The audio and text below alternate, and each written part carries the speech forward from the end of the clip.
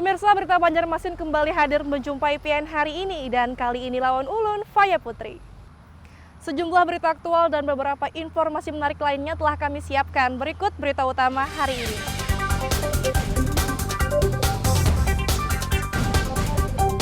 Warga Desa Purwosari Kabupaten Batola mengeluhkan tiang listrik di badan jalan.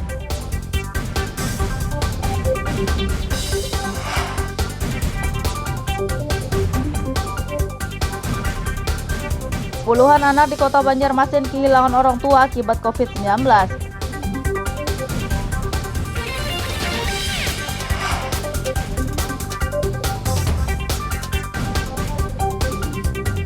Warga di Kota Banjarmasin berhasil membudidayakan tanaman anggur impor.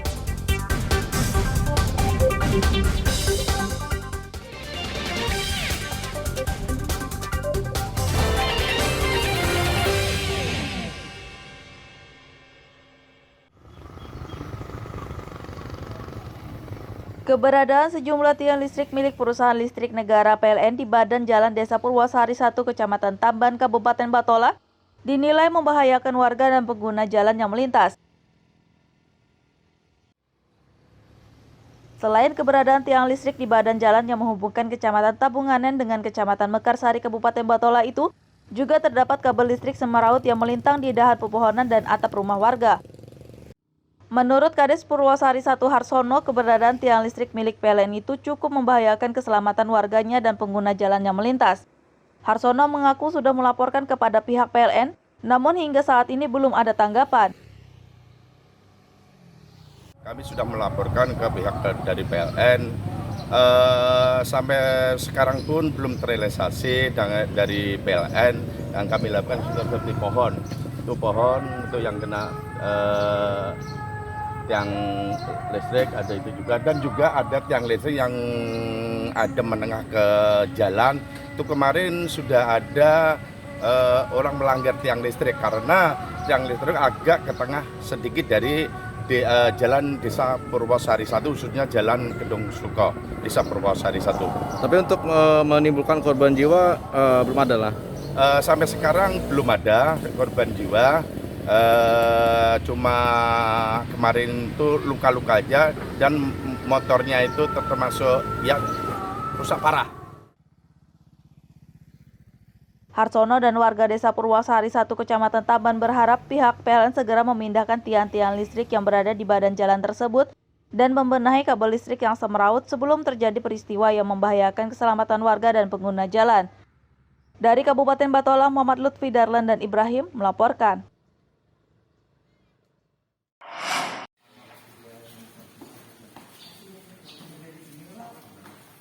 Tempat isolasi terpusat yang disiapkan pemerintah Kota Banjarmasin di Gedung Balai Besar Pelatihan dan Pendidikan Kesejahteraan Sosial sudah mulai beroperasi sejak beberapa hari lalu.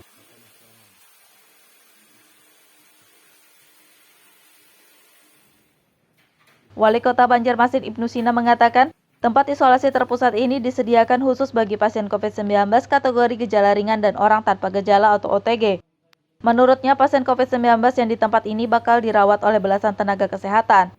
Selain itu, tempat isolasi terpusat yang berada di kawasan Mula Warman, Banjarmasin Tengah ini juga dilengkapi sejumlah fasilitas kesehatan termasuk oksigen cair. Ya, sudah difungsikan sebetulnya, dan sudah ada 6 orang kemarin kan yang sudah di sana. Hanya melengkapi oksigen konsentrator aja kalau kemudian diperlukan ada yang sesak napas. Nah, kami sudah minta Kadis untuk mengambil oksigen konsentrator yang ada di rumah sakit.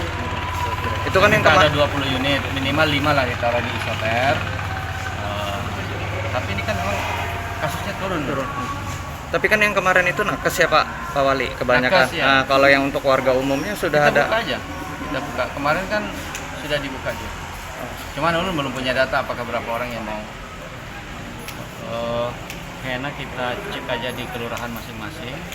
Dihimbau apabila masyarakat ingin isolasi mandiri di isoter, itu kita akan buka.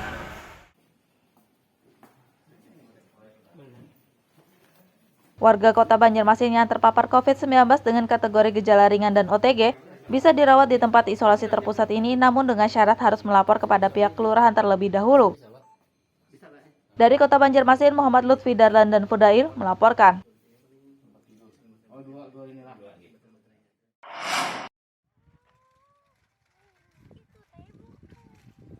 Persiapan menghadapi Pekan Olahraga Nasional PON ke-20 yang bakal dihelat di Papua pada Oktober mendatang, atlet layang gantung atau Gantole Kalimantan Selatan menggelar latihan di Gunung Pamaton, Kabupaten Banjar pada akhir pekan lalu.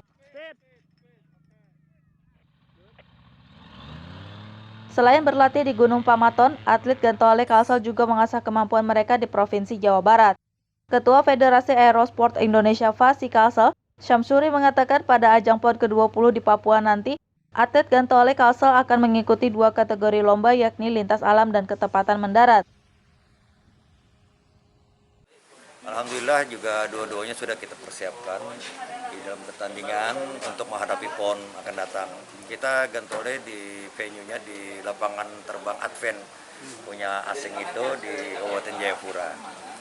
Dan itu pun juga sementara layangan untuk dibawa ke sana ada 3 unit. Yang 2 unit sudah saya titipkan di KONI, yang sudah dipacking, di shortpack. Itu yang saya pikirkan dalam waktu dekat ini saya akan kirim lagi layangan yang saya di Bandung itu buat atlet supaya ngumpul berangkat dari sini 3-3-nya. Itu akan segera. Gitu. Insya Allah kalau kita maksimal, yang jelas kita tetap semangat, kita meraih yang sebaik-baiknya. Nanti insya Allah Tuhan mengabulkannya lah niat kita. Kita berusaha terus, tidak pesimis, walaupun dengan keterbatasan apapun nanti persiapan kita selama ini, ya kan. Pada ajang PON ke-20 di Papua nanti, layang gantung atau Gantole tidak diluncurkan dari bukit maupun gunung, melainkan ditarik menggunakan motor yang dirancang khusus. Dari Kota Banjarmasin, Muhammad Lutfi Darlan dan Ahmad Fauzi melaporkan.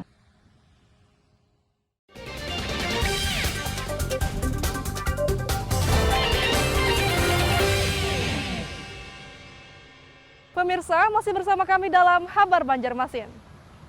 Gesan pian yang hanyar bergabung, berikut Habar Banjarmasin utama hari ini.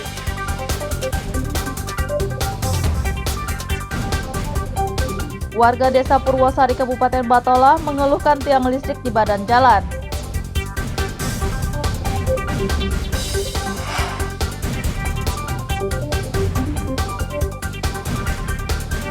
Puluhan anak di Kota Banjarmasin kehilangan orang tua akibat COVID-19.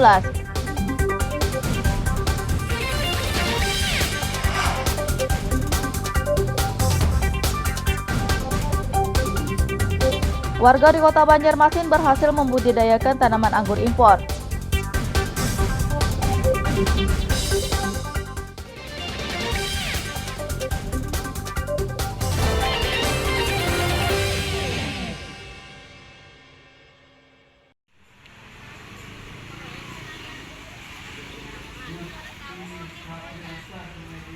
Pemerintah Kota Banjarmasin melalui Dinas Sosial melakukan pendataan terhadap anak-anak yang kehilangan orang tua akibat COVID-19. Pendataan ini dilakukan untuk menindaklanjuti arahan dari Kementerian Sosial.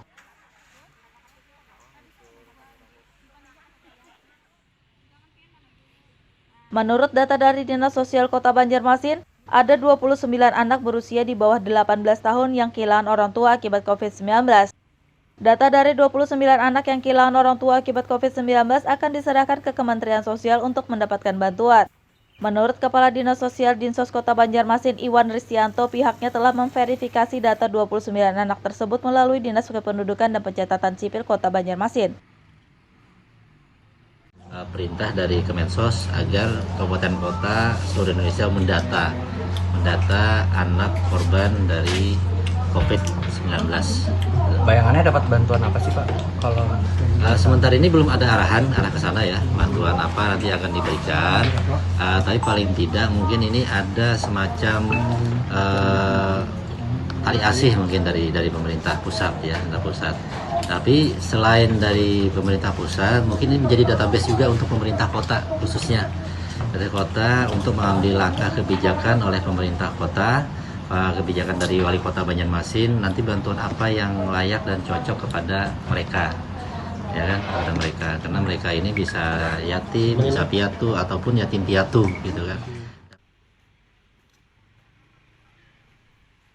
Pendataan terhadap anak yang kehilangan orang tua akibat COVID-19 akan terus dilakukan oleh Dinas Sosial Kota Banjarmasin selama pandemi COVID-19 masih berlangsung. Dari Kota Banjarmasin, Muhammad Lutfi Darlan dan Fudail melaporkan.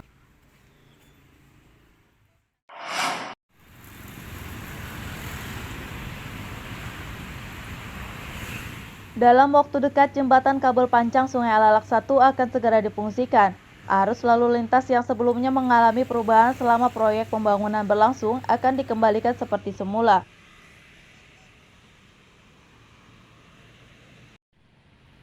Menurut Kabid Lalu Lintas di Subkota Banjarmasin Slamet Bekjo, setelah jembatan kabel pancang Sungai Alalak 1 difungsikan, pihaknya akan mengembalikan arus lalu lintas di kawasan Jalan Cemara Ujung, Kelurahan Sungai Miyai, Kecamatan Banjarmasin Utara, yang semula digunakan untuk satu arah menuju jembatan Alalak, akan kembali menjadi dua arah. Namun, ada beberapa titik arus lalu lintas tidak berubah, seperti di Bundaran Kayu Tangi yang salah satu sisinya masih tetap akan ditutup, serta Jalan Adi Aksa dan Jalan Cemara Raya yang tidak berubah tetap satu arah. Slamet menambahkan untuk portal di jembatan Alalak 2 masih akan tetap digunakan untuk membatasi dimensi kendaraan karena tingginya kendaraan bisa diperhitungkan berat beban yang dibawa. Saya kira itu tetap satu arah. Satu arah. Hanya saja nanti yang di Cemara Ujung itu juga dikembalikan ke semula. Ada mungkin rancang-rancang sudah kapan mungkin kembali ke situ? Nanti kita akan rapatkan di forum, karena kita punya forum, karena nanti dari Balai Jalan sudah menyatakan oleh komisi, ini akan forum LLC Kota akan rapat bagaimana mengatur kemudian setelah jembatan Alalak 1 itu akan dioperasi. Untuk terkait portal-portal itu tetap diadakan atau seperti ini? Portal di jembatan Alalak 2 ya. Saya kira portal perlu untuk pembatasan kendaraan yang berdimensi tinggi, karena dengan tinggi otomatis beban memungkinkan untuk yang lebih. Jadi perlu sebagai sisi dari jembatan Alalak 2 itu. Untuk mengembalikan arus lalu lintas di sejumlah jalan pasca difungsikannya jembatan kabel pancang Sungai Alalak 1, sejumlah petugas di Subkota Banjarmasin akan dikerahkan untuk mengatur lalu lintas di kawasan tersebut. Dari Kota Banjarmasin, Muhammad Lutfi Darlan dan Fudail melaporkan.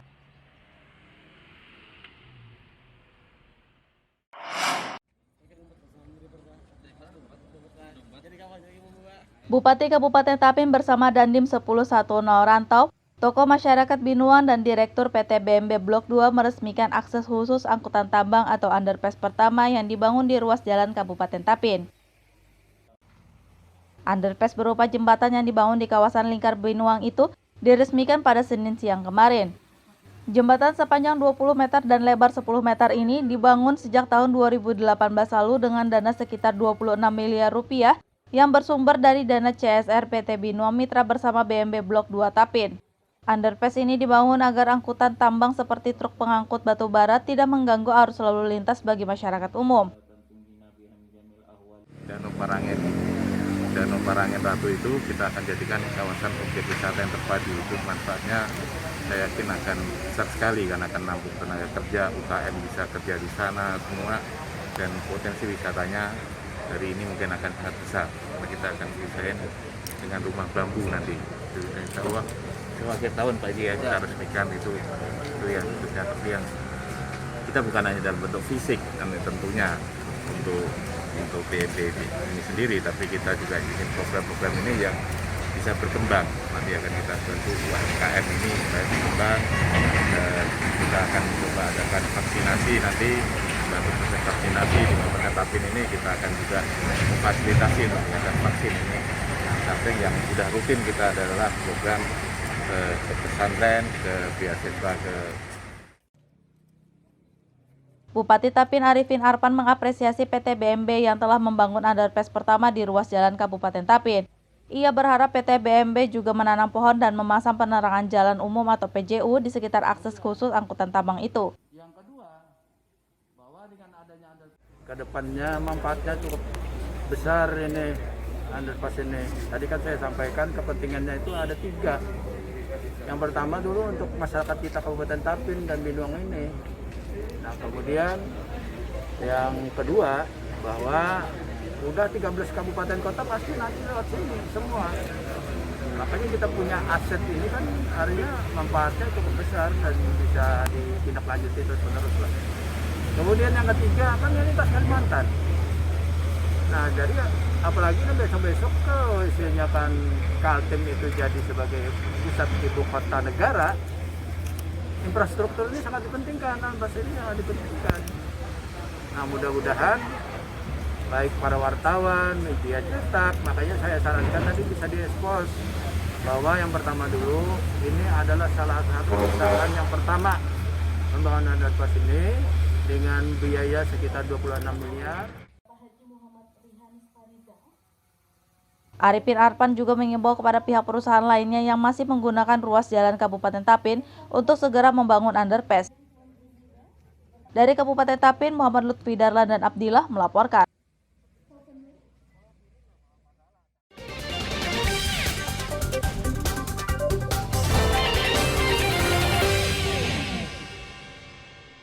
Pemirsa, masih bersama kami dalam Habar Banjarmasin.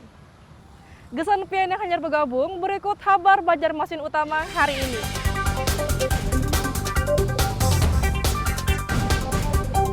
Warga Desa Purwosari Kabupaten Batola mengeluhkan tiang listrik di badan jalan.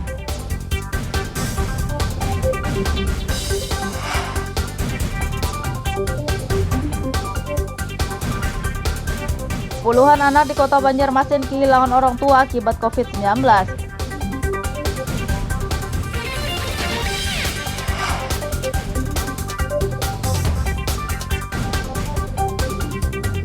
Warga di Kota Banjarmasin berhasil membudidayakan tanaman anggur impor.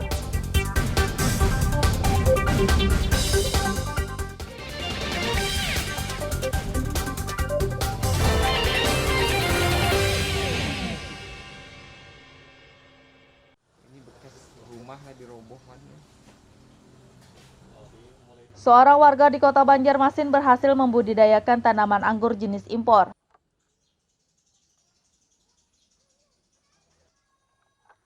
Warga bernama Ahyadi yang tinggal di kawasan Beruntung Jaya, Banjarmasin Selatan itu telah membudidayakan tanaman anggur impor sejak tahun 2019 lalu. Awalnya ia hanya memanfaatkan lahan kosong di samping rumahnya untuk budidaya tanaman anggur hitam jenis lokal. Namun buah dari tanaman itu memiliki rasa yang kecut dan tidak laku di pasaran. Sehingga ia pun menggantinya dengan tanaman anggur impor varietas Julian, Angelia, Favor, dan Gospi. Kini tanaman anggur impor yang dibudidayakannya mencapai 12 pohon dan telah dipanen 3 kali. Menurut Ahyadi, satu pohon anggur impor bisa menghasilkan 10 tangkai buah anggur dengan berat sekitar 800 gram per tangkainya.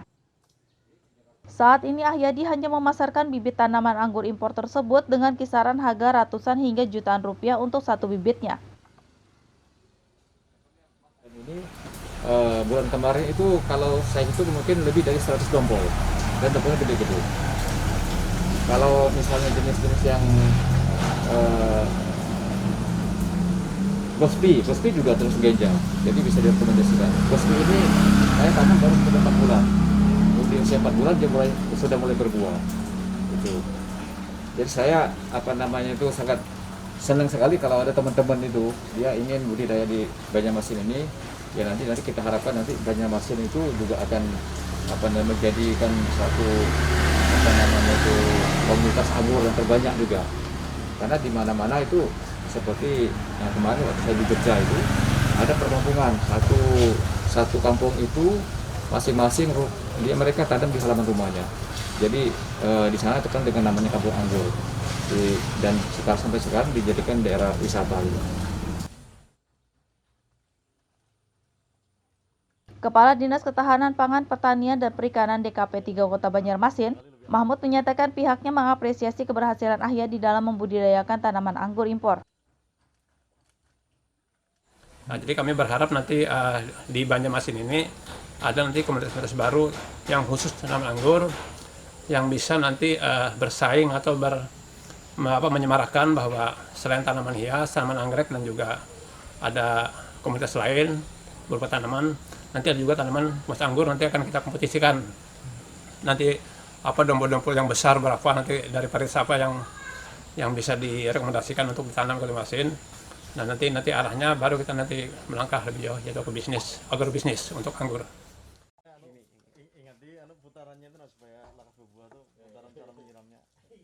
Rencananya DKP 3 Kota Banjarmasin akan menggelar kontes tanaman anggur agar budidaya tanaman anggur menjadi lebih populer di kalangan masyarakat. Dari Kota Banjarmasin, Muhammad Lutfi Darlan dan Aryadi Sukma melaporkan.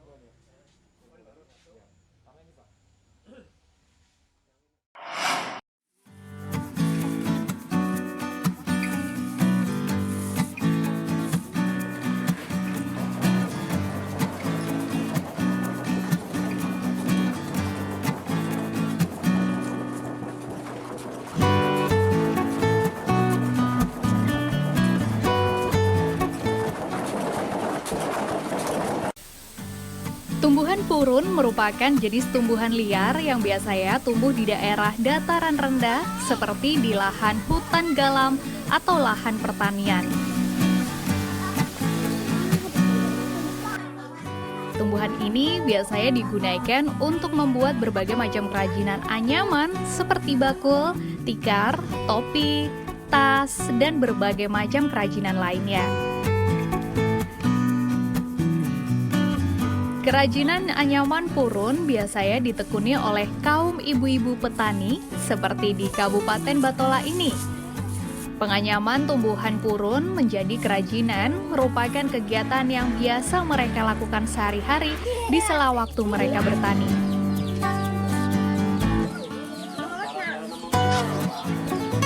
Nah, selain sebagai pengisi waktu senggang dalam bertani, menganyam kerajinan purun ini juga menambah penghasilan mereka. Untuk membuat kerajinan anyaman purun terlebih dahulu dijemur hingga kering dan layu, sehingga tidak mengandung kadar air lagi di dalamnya. Kemudian purun dipilah sesuai ukuran, baik besar dan panjangnya yang berbeda-beda. Setelah dipilih, purun selanjutnya diikat. Kemudian ditumbuk menggunakan mesin tumbuk atau bisa juga secara manual dengan menggunakan kayu.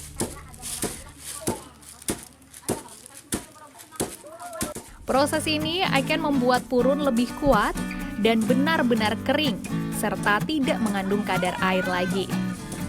Sementara untuk menganyam kerajinan purun, para pengrajin menyatukan beberapa helai purun dengan pola-pola anyaman dan terus disambung hingga kerajinan selesai. Biasanya purun dibuat menjadi topi, tas, dompet, karpet tradisional, dan yang lain.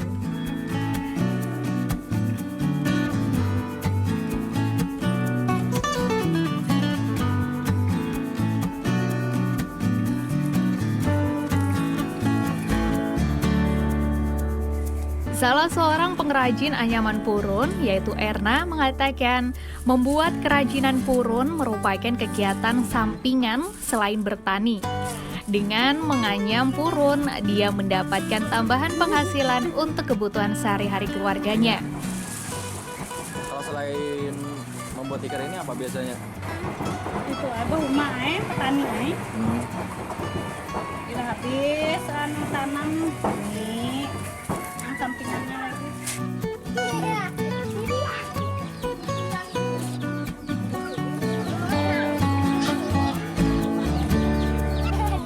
Kegiatan ini juga didukung oleh pihak desa setempat.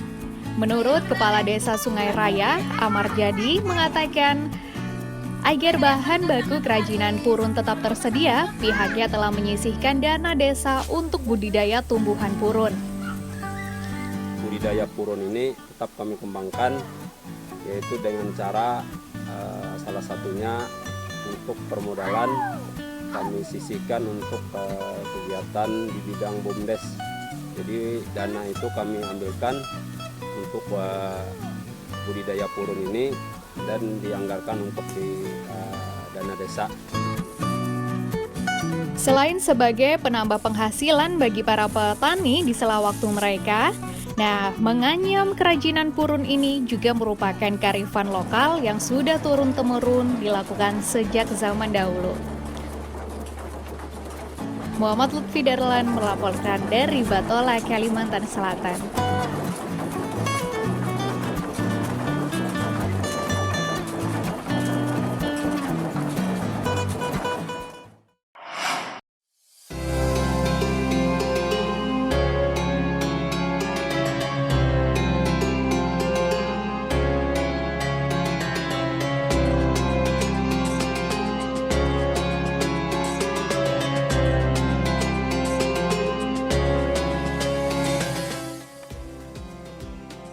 Sebuah masjid di Desa Kiram, Kecamatan Karangintan, Kabupaten Banjar, berbentuk unik seperti kapal dan 90% bangunannya terbuat dari bambu.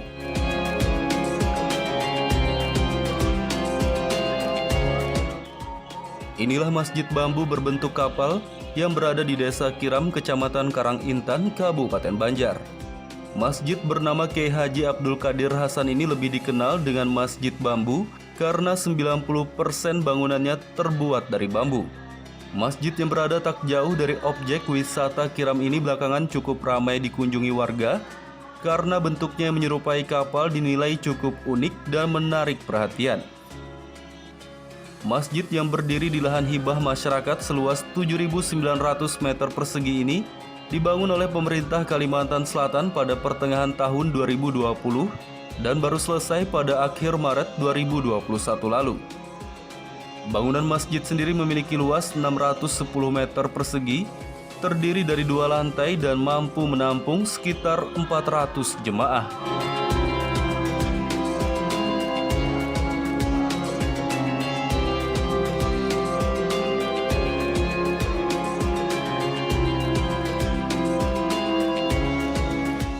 Masjid yang dibangun dengan biaya 11,9 miliar rupiah ini menggunakan bambu jenis apus dan petung yang didatangkan dari Pulau Jawa. Kedua jenis bambu itu bisa bertahan hingga 30 tahun jika dirawat dengan baik. Pengurus Masjid Bambu Haji Asmaniansah mengatakan, masjid ini dibangun berbentuk menyerupai kapal untuk melambangkan kekokohan seperti kokohnya kapal Nabi Nuh. Mengambil sejarah perahunya Nabi Nuh. Mungkin itu saja yang bisa kami jelaskan. Memang bentuknya seperti perahu ya Pak? Iya, sengaja bentuk perahu. Ada berapa lantai Pak Haji? Dan fungsinya apa aja? Masjid ini terdiri dari 2 lantai. Lantai pertama atau lantai dasar itu untuk tempat wudhu dan toilet. Dan lantai atas itu untuk ruang masjid.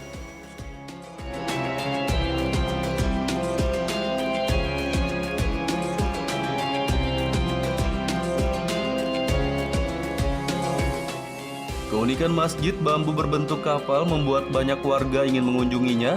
Bahkan warga dari luar daerah yang kebetulan melintas di wilayah Kabupaten Banjar pun menyempatkan diri untuk mampir melaksanakan ibadah salat sekaligus melihat secara langsung keunikan masjid tersebut. Masjid Bambu sungguh indah dan lain dari yang lain. Jadi kami bisa untuk ke sini, bertandang ke sini untuk melihat langsung untuk sholat zuhur sekalian di sini.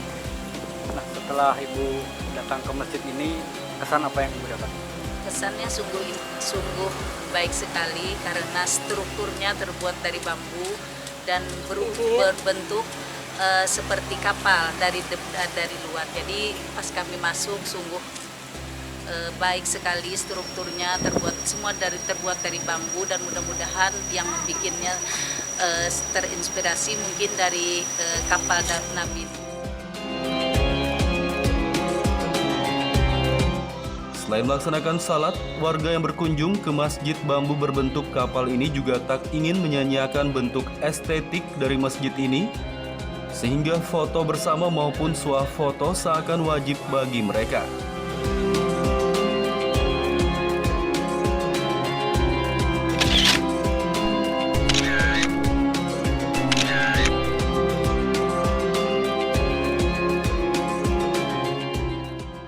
Masyarakat yang berkunjung ke Masjid Bambu ini diimbau menerapkan protokol kesehatan. Jangan sampai niat berwisata religi malah berujung tertular penyakit COVID-19.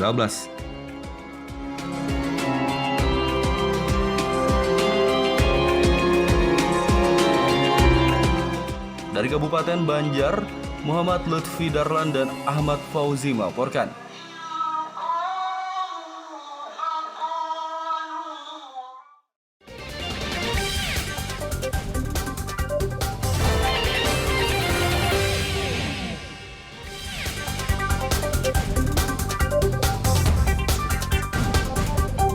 Warga Desa Purwosari Kabupaten Batola mengeluhkan tiang listrik di badan jalan.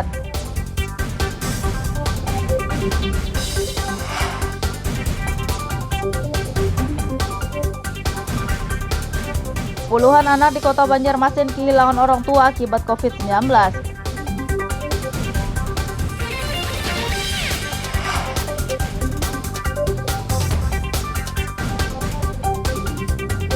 Warga di Kota Banjarmasin berhasil membudidayakan tanaman anggur impor.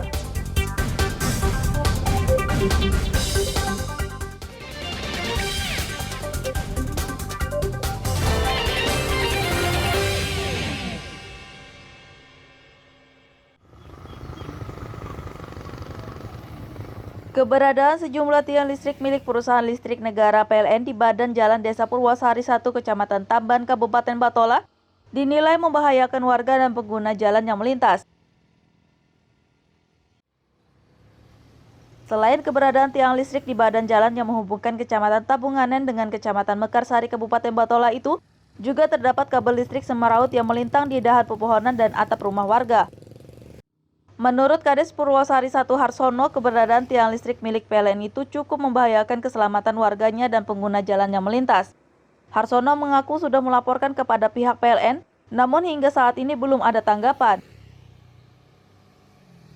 Kami sudah melaporkan ke pihak dari PLN, sampai sekarang pun belum terrealisasi dari PLN. Yang kami lakukan sudah seperti pohon, itu yang kena tiang listrik ada itu juga, dan juga ada tiang listrik yang ada menengah ke jalan. Itu kemarin sudah ada orang melanggar tiang listrik karena tiang listrik agak ke tengah sedikit dari jalan Desa Purwosari 1, khususnya Jalan Kedung Suko, Desa Purwosari 1. Tapi untuk menimbulkan korban jiwa belum ada lah? Sampai sekarang belum ada korban jiwa.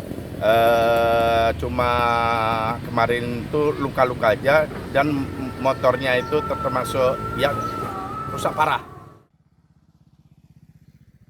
Harsono dan warga Desa Purwosari 1 Kecamatan Tamban berharap pihak PLN segera memindahkan tiang-tiang listrik yang berada di badan jalan tersebut dan membenahi kabel listrik yang semeraut sebelum terjadi peristiwa yang membahayakan keselamatan warga dan pengguna jalan. Dari Kabupaten Batola, Muhammad Lutfi Darlan dan Ibrahim melaporkan.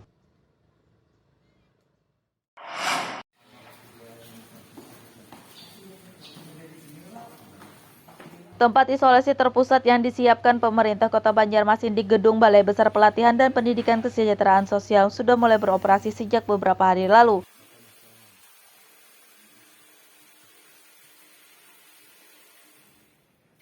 Wali Kota Banjarmasin Ibnu Sina mengatakan, tempat isolasi terpusat ini disediakan khusus bagi pasien COVID-19 kategori gejala ringan dan orang tanpa gejala atau OTG. Menurutnya, pasien COVID-19 yang di tempat ini bakal dirawat oleh belasan tenaga kesehatan. Selain itu, tempat isolasi terpusat yang berada di kawasan Mula Warman, Banjarmasin Tengah ini juga dilengkapi sejumlah fasilitas kesehatan termasuk oksigen cair. Operasional sudah difungsikan sebetulnya, dan sudah ada 6 orang kemarin kan yang sudah di sana. Hanya melengkapi oksigen konsentrator aja kalau kemudian diperlukan ada yang sesak napas. Nah, kami sudah minta Kadis untuk mengambil oksigen konsentrator yang ada di rumah sakit. Itu kan yang ada 20 unit, minimal 5 lah ditaruh di isoter. Tapi ini kan memang kasusnya turun.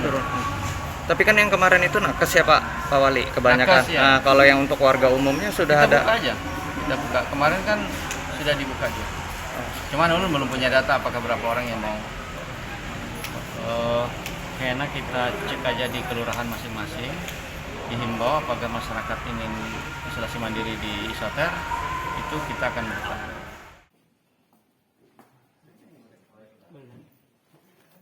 Warga Kota Banjarmasin yang terpapar COVID-19 dengan kategori gejala ringan dan OTG bisa dirawat di tempat isolasi terpusat ini, namun dengan syarat harus melapor kepada pihak kelurahan terlebih dahulu.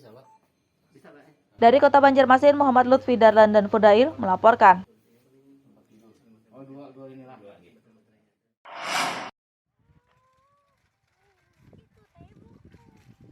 Persiapan menghadapi Pekan Olahraga Nasional PON ke-20 yang bakal dihelat di Papua pada Oktober mendatang, atlet layangan gantung atau Gantole Kalimantan Selatan menggelar latihan di Gunung Pamaton, Kabupaten Banjar pada akhir pekan lalu.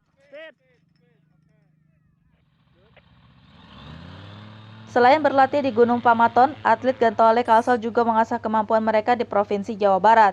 Ketua Federasi Aerosport Indonesia FASI Kalsel, Syamsuri mengatakan pada ajang PON ke-20 di Papua nanti, atlet Gantole Kalsel akan mengikuti 2 kategori lomba, yakni lintas alam dan ketepatan mendarat. Alhamdulillah juga dua-duanya sudah kita persiapkan di dalam pertandingan untuk menghadapi PON akan datang. Kita Gantole di venue-nya di lapangan terbang Advent punya asing itu di Kabupaten Jayapura. Dan itu pun juga sementara layangan untuk dibawa ke sana ada 3 unit. Yang 2 unit sudah saya titipkan di KONI, yang sudah dipacking, di shortpack. Itu yang saya pikir dalam waktu dekat ini saya akan kirim lagi layangan yang saya di Bandung itu buat atlet supaya ngumpul berangkat dari sini 3-3-nya. Itu akan segera. Gitu. Insya Allah kalau kita maksimal, yang jelas kita tetap semangat, kita meraih yang sebaik-baiknya. Nanti insya Allah Tuhan mengabulkannya lah niat kita. Kita berusaha terus, tidak pesimis, walaupun dengan keterbatasan apapun nanti persiapan kita selama ini, ya kan. Pada ajang PON ke-20 di Papua nanti, layang gantung atau Gantole tidak diluncurkan dari bukit maupun gunung, melainkan ditarik menggunakan motor yang dirancang khusus. Dari Kota Banjarmasin, Muhammad Lutfi Darlan dan Ahmad Fauzi melaporkan. Pemirsa, informasi tadi sekaligus menjadi penutup perjumpaan kita kali ini. Ulun Faya Putri lawan Buhan Redaksi mengucapkan selamat beraktivitas. Sampai jumpa.